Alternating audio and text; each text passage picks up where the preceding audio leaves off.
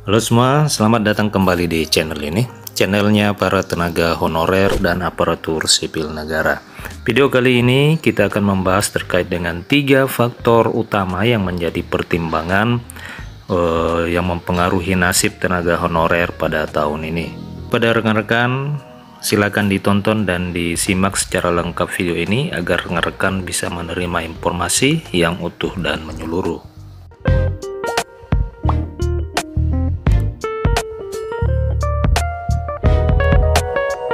Rekan-rekan sekalian, tenaga honorer di tahun ini dipersilakan gembira oleh karena Presiden beberapa waktu yang lalu telah menginstruksikan secara langsung kepada Menteri Pendayagunaan Aparatur Negara untuk segera menyelesaikan permasalahan pegawai non-aparatur sipil negara di Indonesia. Isu mengenai penghapusan tenaga honorer 2023 sebelumnya sempat mencuat di kalangan masyarakat. Hal ini pastinya akan berdampak kepada kehidupan dan kesejahteraan tenaga honorer. Setelah sekian lama mengabdi untuk negara, isu penghapusan tenaga honorer seakan menjadi pukulan telak kepada sebagian besar tenaga honorer yang ada di Indonesia. Berbagai kontroversi akhirnya muncul di kalangan publik maupun pemerintahan. Beberapa waktu yang lalu, Presiden Joko Widodo telah memerintahkan kepada Menteri Pendayagunaan Aparatur Negara agar segera menuntaskan problem permasalahan pegawai honorer di Indonesia.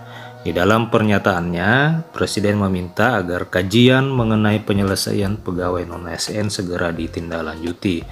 Kabar baiknya, pemerintah mengusahakan supaya ada opsi jalan tengah untuk menyelesaikan problem tersebut. Sebelumnya penting untuk diketahui rekan-rekan, setidaknya terdapat 2 opsi yang menjadi pertimbangan bagi pemerintah untuk direalisasikan. Opsi tersebut berupa penghapusan serta mengangkat seluruh pegawai menjadi ASN secara keseluruhan.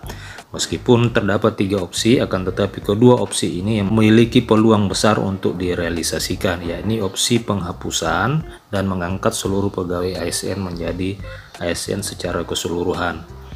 Terkait opsi penghapusan, Menteri Pendayagunaan Aparatur Negara Azwar Anas sebelumnya sudah mengungkapkan bahwa hal untuk penghapusan itu adalah sangat berat untuk direalisasikan. Opsi penghapusan tenaga honorer sangat berat untuk direalisasikan oleh karena selain banyak yang akan kehilangan pekerjaan, peran pegawai honorer itu terbukti sangat dibutuhkan dalam proses pemberian pelayanan publik. Bahkan Menpan menjelaskan ada beberapa pekerjaan yang tidak bisa diselesaikan oleh ASN, namun bisa dilakukan oleh para tenaga honorer. Menurutnya, fakta di lapangan peran tenaga non-ASN sangat membantu penyelenggaraan pelayanan publik. Hingga atas dasar itu, pihaknya kini tengah merumuskan suatu rancangan untuk mencari opsi tengah terkait dengan permasalahan honorer tersebut. Menpan juga menyebut setidaknya opsi tengah atau jalan tengah yang nantinya akan ditetapkan menjadi kebijakan bakal mempertimbangkan berbagai aspek. Adapun berbagai aspek pertimbangan tersebut dibagi menjadi 3, yakni yang pertama adalah pelayanan publik harus tetap berjalan optimal, yang kedua tidak menambah beban anggaran pemerintah, yang ketiga sebisa mungkin tidak ada pemberhentian. Mengacu pada poin pertimbangan kedua tentang beban anggaran negara, di opsi kedua selain penghapusan, sebelumnya pemerintah juga berencana untuk mengangkat seluruh pegawai menjadi aparatur sipil negara. Namun hal ini sangat sulit dilakukan, meski para tenaga honorer sangat berharap opsi inilah yang menjadi prioritas utama dari pemerintah. Karena bila opsi pengangkatan secara keseluruhan itu dilakukan, membutuhkan pasokan anggaran biaya yang begitu besar dari negara.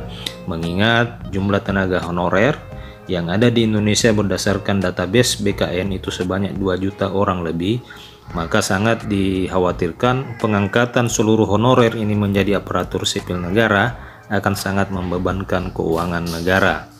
Jadi rekan-rekan sekalian, ketiga faktor ini menjadi pertimbangan utama bagi pemerintah, khususnya Menteri Pendayagunaan Aparatur Negara, di dalam menetapkan kebijakan terkait dengan penataan tenaga honorer. Ketiga faktor itu yakni pelayanan publik harus tetap berjalan optimal, kemudian yang kedua tidak menambah beban anggaran, dan yang ketiga adalah sebisa mungkin tidak ada pemberhentian. Untuk itu kepada rekan-rekan, ayo kita tunggu saja pemerintah di dalam menetapkan kebijakan terkait dengan penataan tenaga honorer ini. Semoga saja kebijakan yang diambil betul-betul bisa mempertimbangkan sisi kemanusiaan dan masa pengabdian tenaga honorer. Rekan-rekan sekalian, demikian informasi yang bisa saya bagikan pada video kali ini. Terima kasih telah menyaksikan. Sampai jumpa di video berikutnya.